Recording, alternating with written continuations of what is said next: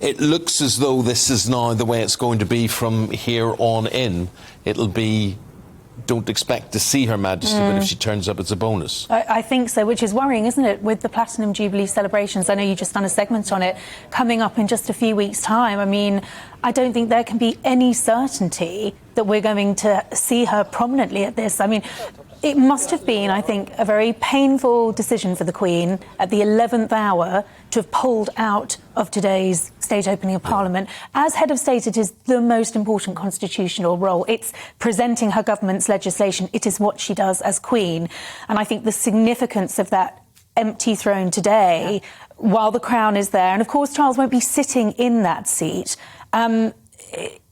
it almost feels like a shot of what the future's going to look like, doesn't it? It's a passing of the baton, isn't it? It is. A historic moment, I suppose you could say. And will we ever see her doing another state opening of Parliament will be the big question. Yes, absolutely. And actually, as well, when you think about the last time she did it, which was a year ago, just a few weeks after the passing of the Duke of Edinburgh, I remember watching it. It had been scaled down because of COVID. She wasn't wearing the big, heavy crown. There were modifications to make it easier for her, but it was still quite remarkable that just a few weeks after her husband's death, she was doing it.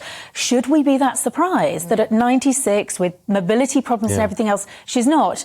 But she is our Queen. This is something we expect her to do. Yeah, I do think it's an evolution rather than a revolution, really, when you look at it. And it is something we should all accept, we should all get used to. And we are looking at the future there with Charles and William. Yeah, I'm curious, though, why Her Majesty seems reticent, or perhaps those around her seem reticent, to let her be seen to be frail.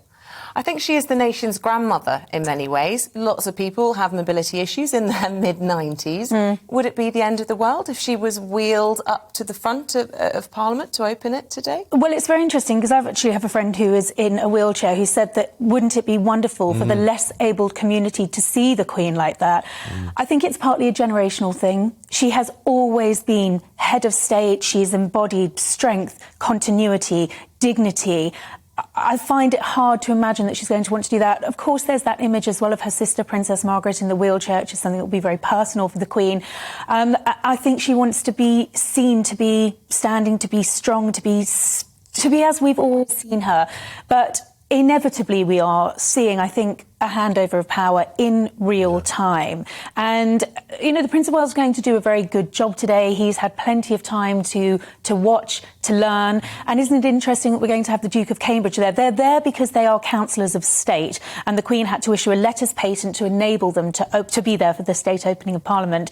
But you're really seeing what the future of the monarchy is going to look like. You've got Charles flanked by Camilla, the Duchess of Cornwall, and the Duke of Cambridge. This is the image of the future. It's a strange time to be in.